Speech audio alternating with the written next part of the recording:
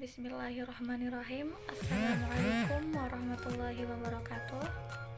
Okay, before I explain my material, I want to introduce myself. My name is Syafina Aisyah Putri from English Education Department.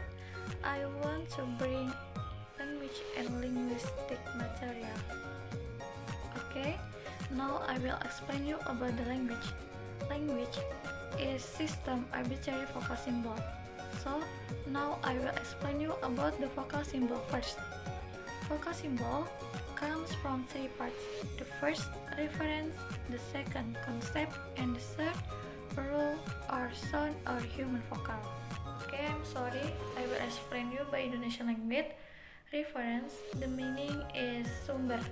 Yang dimaksud adalah sumber yang berasal dari apa yang kita lihat, apa yang kita rasakan, apa yang kita kerjakan, dan apa yang kita dengar, dan lain sebagainya, kemudian menjadi sebuah konsep dan masuk di dalam otak kita, kemudian kita simpulkan dalam bentuk bunyi yang berasal dari alat ucap manusia yang memiliki bahasa. The next, arbitrary. In this arbitrary have two parts, the first convention, the second dynamic. Convention, the meaning is kesepakatan, and dynamic, the meaning sesuatu yang selalu berubah.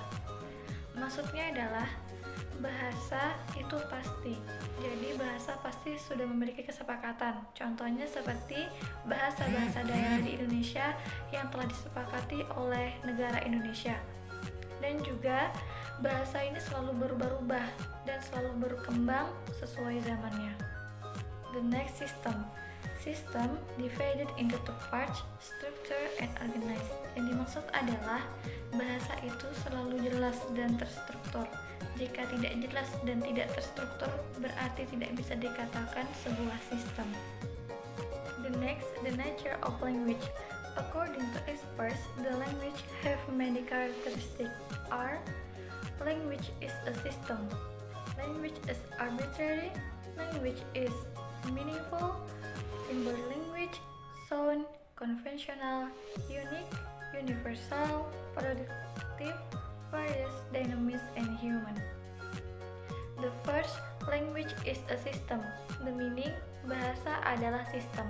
Yang dimaksud adalah bahasa itu memiliki susunan yang teratur secara keseluruhan dan membentuk sesuatu yang bermakna dan berfungsi. The second, language is arbitrary. Maksudnya adalah bahasa adalah bersifat arbitrer, yaitu bahasa dipilih secara acak tanpa alasan, tetapi berdasarkan kebiasaan dan kesepakatan. The next, language is meaningful, yaitu bahasa itu bermakna. Pada dasarnya, bahasa memiliki makna, dan segala ucapan yang tidak memiliki makna berarti bukan bahasa. The next, symbolic language. The meaning, bahasa itu berwujud lambang. Contohnya, bahasa itu memiliki huruf alfabet dan lain sebagainya. The next, material about linguistic. Linguistic is scientific study of language. The meaning, linguistik adalah ilmu yang mempelajari bahasa. Language usually classified into cognitive science, psychology, and anthropology. Bahasa biasanya digolongkan dalam ilmu kognitif, psikologi, dan antropologi. Linguistic in Indonesian is a linguistic study which includes the analysis of various linguistic elements such as the form of meaning and context. Maksudnya adalah linguistik dalam bahasa Indonesia adalah studi kebahasaan yang mencakup analisa berbagai elemen kebahasaan seperti bentuk makna dan konteks.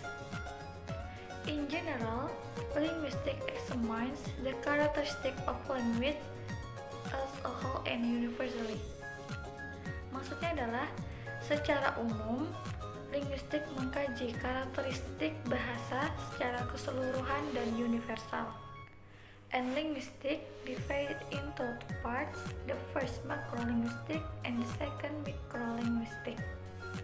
Macrolinguistic is science that examines the combination of language with other sciences, such as linguistics and psychology. The meaning, macrolinguistik adalah ilmu yang mengkaji tentang kebahasaan secara umum, di mana kajiannya mencakup pada pengaruh bahasa dan biasanya digabungkan. Contohnya seperti ilmu linguistik digabung dengan ilmu psikologi. The second, microlinguistic.